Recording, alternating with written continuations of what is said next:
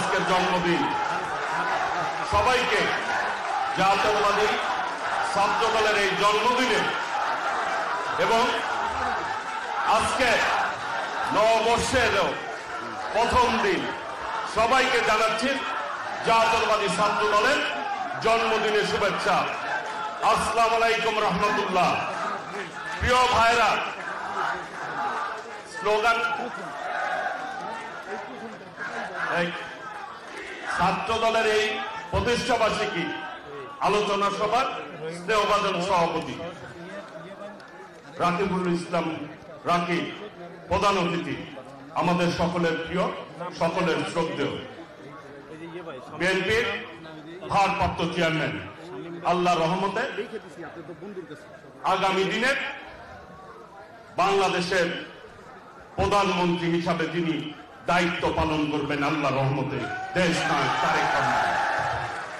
উপস্থিত নেতৃবৃন্দ, সঞ্চালক, সাধারণ সম্পাদক নাসির সহ সকলকেই জানাই শুভেচ্ছা এবং অভিনন্দন। আমি দুই একটি কথা বলেই আমি আমার বক্তব্য শেষ করব। আমরা গর্ব করে বলি আমরা জাতীয়তাবাদী ছাত্র দল করি। আমাদের নেতা শহীদ রাষ্ট্রপতি জিয়াউর রহমান স্বাধীনতার মহান ঘোষক, যার ঘোষণার মধ্য দিয়ে এই বাংলাদেশটি প্রতিষ্ঠিত হয়েছে। এটিই বাস্তবতা। আজকে স্বাধীনতার মূল যে লক্ষ্য ছিল গণতন্ত্র, সেই গণতান্ত্রিক দল হচ্ছে বাংলাদেশ জাতীয়তাবাদী দল বিএনপি। বাংলাদেশের মাটিতে কেউ যদি বুক ফুলিয়ে বলতে পারে এই মুহূর্তে বাংলাদেশে যে কয়টি দল আছে যারা ইলেকশন করেছে, নির্বাচন করেছে, 1, 2, 3, 4 হিসাবে যদি ধরি, তাহলে তাদের মধ্যে সবচাইতে আধুনিক গণতান্ত্রিক দল হচ্ছে বিএনপি। বিএনপি একমাত্র সবাইকে ধারণ করার সক্ষমতা রাখে এবং বিএনপি একমাত্র বলতে পারে, বিএনপিকে কেউ কিন্তু বলতে পারবে না বিএনপি রাজাকারের দল, স্বাধীনতা বিরোধী দল। বিএনপিকে কেউ কিন্তু বলতে পারবে না বিএনপি স্বৈরাচার। বিএনপিকে একমাত্র কেউ বলতে পারবে না বিএনপি বাকশাল। বিএনপিকে একমাত্র কেউ বলতে পারবে না বিএনপি ফ্যাসিবাদ। এই প্রত্যেকটি দল যারা স্বৈরাচার, যারা রাজাকার, যারা ফ্যাসিবাদ, তারা বাংলাদেশের গণতন্ত্রকে ধ্বংস করেছে। পাবলিকের সেন্টিমেন্টের বিপক্ষে তারা কথা বলেছে।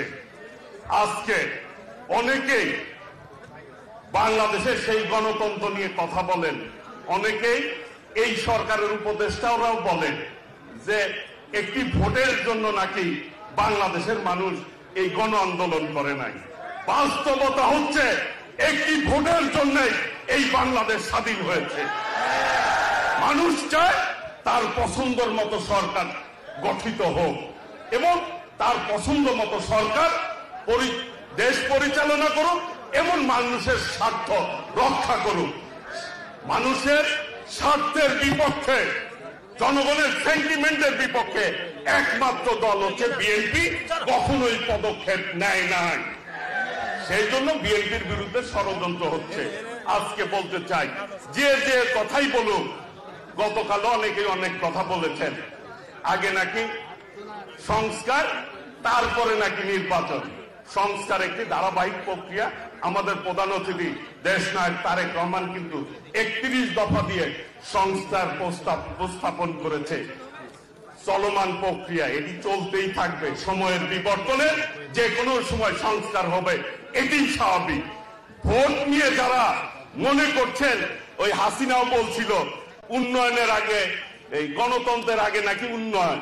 আপনারা গণতন্ত্রের আগে যদি সংস্কার মনে করেন, এই বলে যদি মানুষের ভোট নিয়ে যদি কেউ খেলা করতে চান, তাদের পরিণতিও কিন্তু ইনশাল্লাহ খারাপ হবে।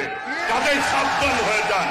বাংলাদেশের জনগণ ভোট দিয়ে তার নির্বাচন তো সরকার গঠন করতে চায়। এটি হোক আজকের প্রতিষ্ঠা বার্ষিকীর দিনে আমাদের প্রতিজ্ঞা। এই প্রতিজ্ঞা নিয়ে আমরা গণতান্ত্রিক দল, গণতন্ত্র প্রতিষ্ঠা না হওয়া পর্যন্ত আমাদের সংগ্রাম চলবে। সকলকে ধন্যবাদ। আসসালামু আলাইকুম রহমতুল্লাহ। সকলে ভালো থাকুন, সুস্থ থাকুন। আসসালামু আলাইকুম।